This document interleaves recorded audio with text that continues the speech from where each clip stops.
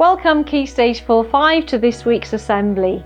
Key Stage 4 Positive Learner Awards, Year 10s, for getting a great result in their last business test and excellent work on urban decay in geography, for being very well engaged in biology and scoring great in the biology quizzes showing their understanding of the topic.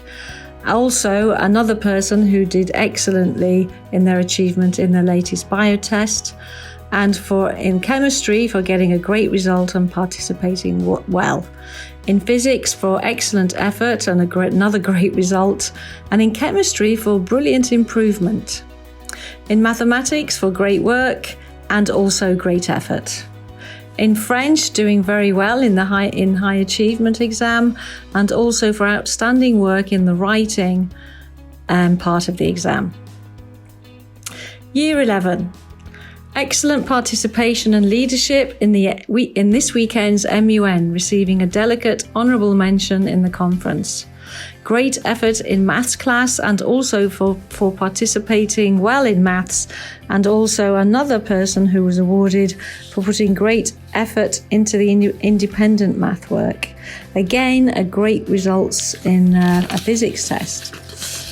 Also for consistently completing homework and all class assignments for physics. And great participation and results in chemistry. In English lessons for always being great and answering and participating. Well done. So for next week, we're very excited to see Year 11 in again on Tuesday, so we look forward to that.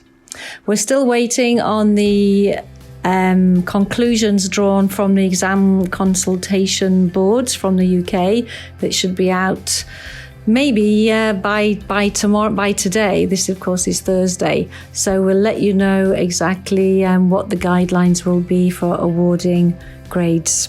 The other thing I just wanted to mention were our brilliant head students, Rim and Angabin, for creating the 5-second quiz. I'm sure you had lots of fun with that. And here are some of the teachers showing their gratitude. Thank you guys, and stay safe.